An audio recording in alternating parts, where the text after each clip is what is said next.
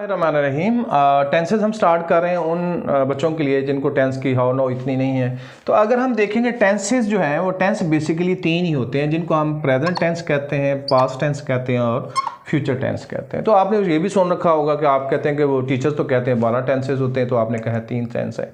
तो हर टेंस के आगे 3-3 4-4 एस्पेक्ट होते हैं। मिसाल के तौर पर प्रेजेंट का एस्पेक्ट पहले वाला जो है वो इंडेफिनेट है, दूसरे वाले को हम कंटिन्यूस कहते हैं, तीसरे वाले को हम परफेक्ट कहते हैं और उससे अगले को हम पीसी यानी परफेक्ट कंटिन्यूस कहते हैं। तो ये 4 एस्पेक्ट्स हैं, 1 2 3 4। यानी प्रेजेंट में हमने बात करनी है।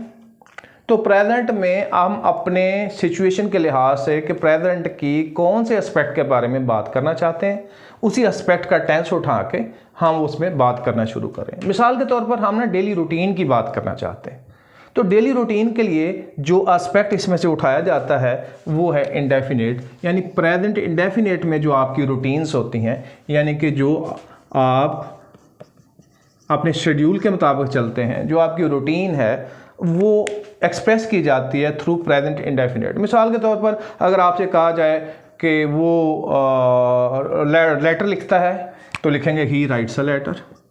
अब ही राइट्स अ लेटर को अगर आप एनालाइज करें तो इसमें बताया ये जाता है कि उसकी रूटीन है, लेटर लिखता है।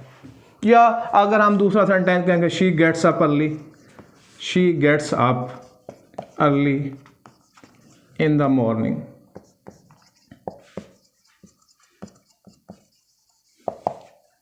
ये भी रूटीन है। या हम कहते हैं जी कि देखिए the sun rises in the east, ये भी रूटीन है। या अगर कोई शख्स के कहे कि जी आई टेक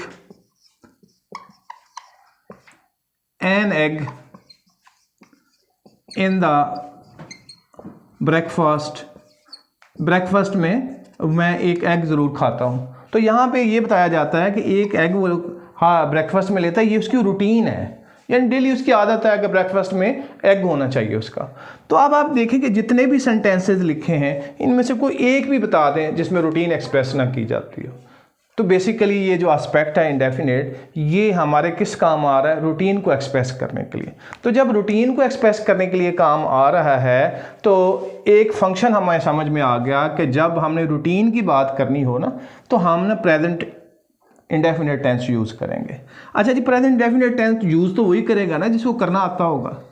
तो हम पहले ये देखेंगे कि प्रेजेंट इंडेफिनेट टेंस जो है उसमें हमारे पास हम किस तरह उसमें सेंटेंस को कंस्ट्रक्ट करते हैं, सेंटेंस जो है उसमें किस तरीके से जो है हम बनाते हैं। सबसे पहले हम ये करते हैं कि कोई भी सब्जेक्ट लगा देते हैं प्लस डायरेक्ट वर्ब की फर्स्ट फॉर्म लगाते हैं। कौन सी फॉर्म लगाते हैं? First form. और फिर बाकी जो रिमाइंडर है, जो भी साथ रिमेनिंग पार्ट ऑफ सेंटेंस है वो हम लगा देते हैं। वो हमारी ज़रूरत पर डिपेंड करता है कि हम क्या एक्सप्रेस करने जा रहे हैं।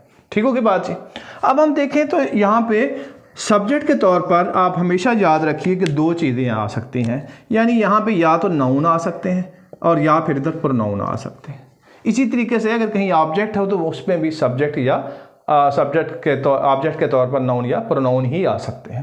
अब फर्ज करें अगर हम कहें कि जी प्रोनाउन कौन कौन से आ सकते हैं, तो हम कह सकते हैं प्रोनाउन का फोल्डर खोल लेते हैं। हम कहते हैं जी आई आ सकता है, वी आ सकता है, यू आ सकता है, ही आ सकता है, शी आ सकता है, इट आ सकता है या दे आ सकता है। ये हमने प्रोनाउन का फोल्डर खोल दिया है और उसमें हमने ये देख लिया कि ये प्रोनाउन जो है सब्जेक्ट के तौर पर आ सकते हैं। और हम ये भी देखेंगे इसी तरीके से इनकी जगह कोई नाउन भी आ सकते हैं, आई की जगह असद भी आ सकता है, वी की जगह असद एंड सारा आ सकते हैं, यू की जगह प्लूरल भी हो सकता है, सिंगुलर भी हो सकता है एंड सो ऑन। तो हम उनकी जगह इनके नाउन भी लिख सकते हैं, लेकिन प्रोनाउन जो है यही कैटेगरीज हैं जो आपके सामने मैंने लिख दी हैं। तो इसमें जो है हम देखते हैं कि आई और वी को हम फर्स्ट पर्सन कहते हैं, ये ऑलरेडी हमें पता है। यू को सेकंड पर्सन कहते हैं, he she it third person singular है और दे थर्ड पर्सन प्लूरल है। जो प्रेजेंट इंडेफिनिट टेंस है ये स्पेशल ट्रीटमेंट देता है थर्ड पर्सन सिंगुलर को, बाकी सब के साथ इक्वल ट्रीटमेंट करता है कि सब्जेक्ट होगा साथ फर्स्ट फॉर्म ऑफ वर्ब लगा देंगे। मिसाल के तौर पर अगर कहना चाहिए आई ईट तो लिख दें कोई मसला नहीं, वो कहता मुझे कोई प्रॉब्लम नहीं। ये फर्स्ट पर्सन है, ये भी वी, इसके साथ भी ईट आएगा, यू ईट आएगा। लेकिन जहाँ से थर्ड पर्सन सिंगुलर की कैटेगरी आएगी तो ये कहता है मुझे स्पेशल प्रोटोकॉल दो। और स्पेशल प्रोटोकॉल इसका ये होता है कि थर्ड पर्सन सिंगुलर के साथ हम लिख देते हैं एस या ई एस का इजाफा कर देते हैं, हम कहते हैं कि ही ईट्स।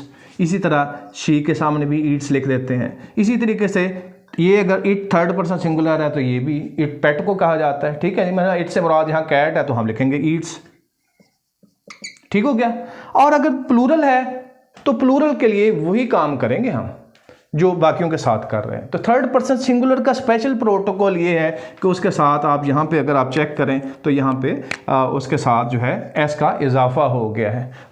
इसके अलावा ये है basic structure of the sentence, जिसमें सब्जेक्ट है और वर्ब है। आप सब्जेक्ट और वर्ब के बाद आप ऑब्जेक्ट लेके आना चाहते हैं, ले आइए।